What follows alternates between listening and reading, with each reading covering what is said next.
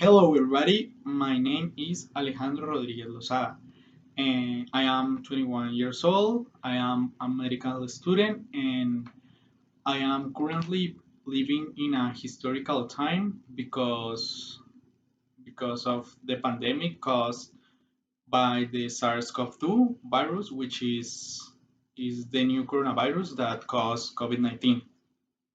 And this virus is believed to have started in animals and spread to humans.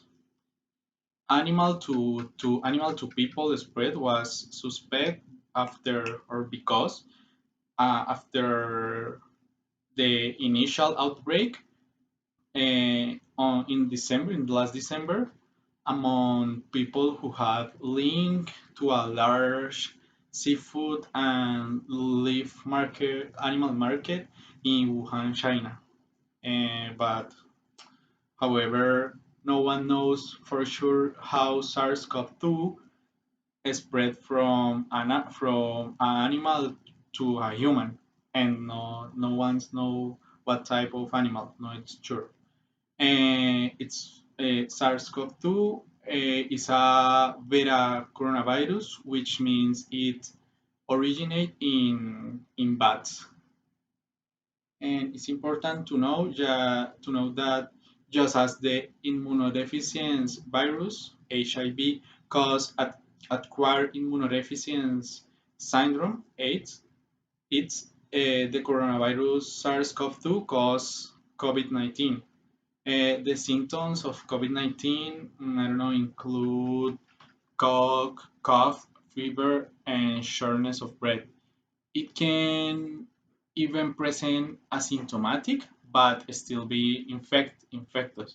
The relevance is in this moment is while the disease appear to cause mild to moderate illness in most people, but in other, especially those who have another disease like I don't know hypertension, diabetes, cough, or asthma, or other immunosuppression, it has caused pneumonia or a death maybe. Uh, this started in December in China, no, but this quickly spread the disease for a pandemic. Uh, this passed to be an epidemic to China, to be or epidemic in Asia, and finally be a global pandemic that affect right now us. And this pandemic brought a new way to live the life. For example, I don't know. First, the health experts. I remember the health experts and governments were indifferent to the disease, but when the intensive care units and in general the health system began to collapse, there were not enough because there were not enough beds or staff, and the number of contagious was increased. Uh, these these events, these problems in health forced to government to declare obligatory quarantine and suspension of all activities that were not strictly necessary for survival, like disco clubs or cinemas, for example. And COVID-19 arrived at my country on March 6th when a 19 years old, I remember, when a 19 years old woman in Bogota, Arola, that she came from Milan, Italy, test positive for this coronavirus. And right now we have 928,942 confirmed cases, 29,802 deaths, and 901,652 recovered from COVID. that to the pandemic, the government declared an state of health emergency, and restrictions were imposed, such as the cancellation of public events of more than 500 people, and other rules. And the quarantine was since March 25, but recently, no, in September, 1st September, government finished the measure and declared selective isolation, in which they seek that from the individual effort. It's ridiculous. We work for we work for the opening the economy, but taking care of the effects of the pandemic. But this is very difficult for people that don't know the I don't know the information about COVID. I remember that before the pandemic, the economy in my country was already very slow, but when COVID arrived and after all restriction that the government declared, the economy fell drastically.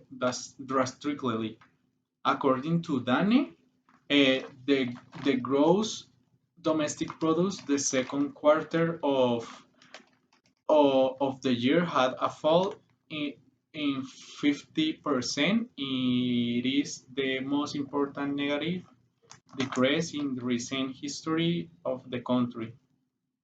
Yes. And the economic activities that were hit the hardest were trade, vehicle repair, obviously, because you don't use your car or your motorcycle, and transportation and store because you are in quarantine, and manufacturing industry because you can go out to work. But the biggest problem during the quarantine was that the large percent of Colombia that don't have a fixed salary that helps to support basic needs during this quarantine period. Um, and they can buy enough food, or they can work in activities that due to mobility limitation for was declared for the government. For example, in my case, my father could not carry out his work entirely because several places where he had to attend were closed, and for this reason he lost several clients and therefore stopped receive some money. And in other case, in other topic, health was the most affected aspect during the pandemic. So obviously, health was never important aspect for my government, and with this pandemic, the shortcomings of this system came of light. Yes, because you can see all problems, and was an opportunity for the government to invest in health systems. I remember at the beginning we saw how the intensive units don't have beds, or people, I don't know, they don't have enough doctors or nurses, and they don't have the device or equipment to care the most population. They don't have ventilators, or they don't have uh, effective biosecurity measures, or don't have enough trained personnel to treat this or other this other illness. But I remember at the or in other point, I remember At the beginning of lockdown, everyone was wondering how we were going to continue with university classes and how people could continue working with leaving their houses. Was worry because was too new for everybody. And we found in technology and especially the internet the answer for all of these problems.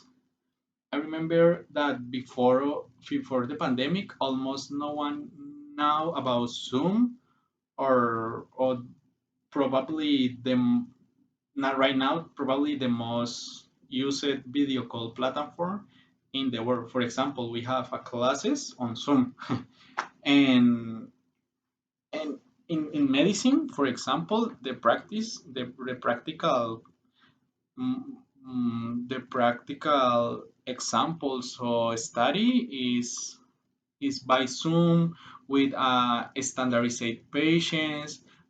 We have actors that um, they are doctors recently graduate, and we are doing teleconsults, and we are talking with them, and we examine it. Obviously not equal to learn face to face, but we have to adapt to these new times. It's the new reality.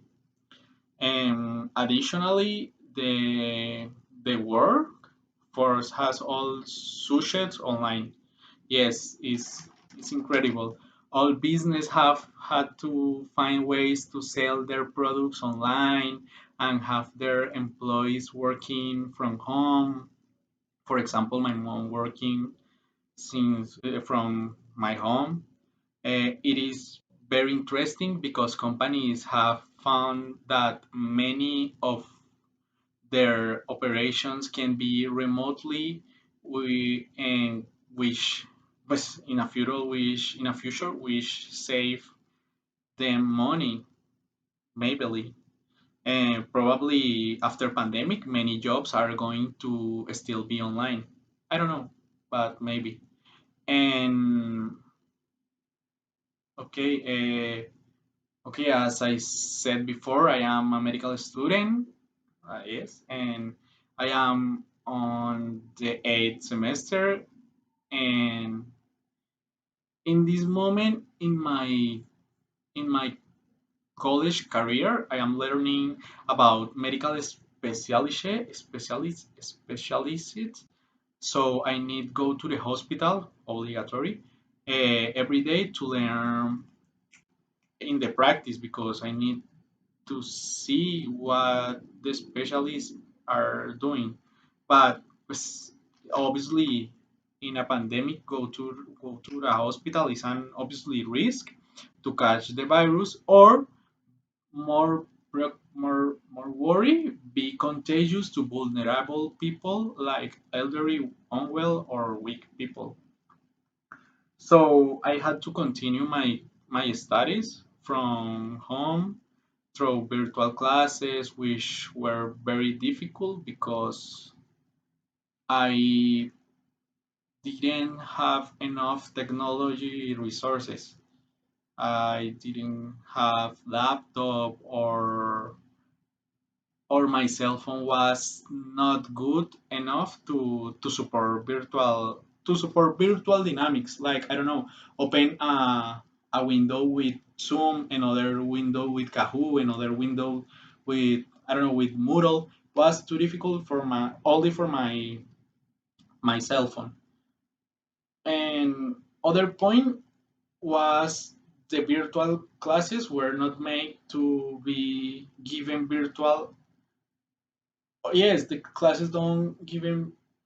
Yes, don't are made to give virtual. They don't have enough activities for us, and the classes was not doing for do on internet and without computer, and the classes was improvised, maybe more or less.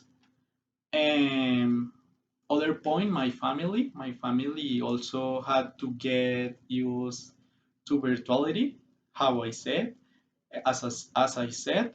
For example, my mother had to start working from her computer, her computer, and had to learn to use new digital platforms like Zoom, Microsoft Teams, Google Meet, I don't know, Gmail or other platforms, and was interesting because was my responsibility teach her.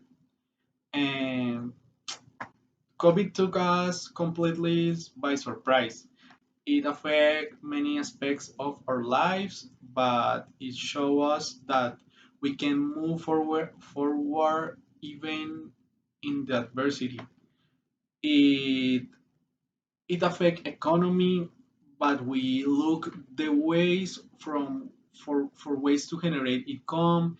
It affect health, but it was an opportunity to create more jobs in health sector and other sectors, and improve the facilities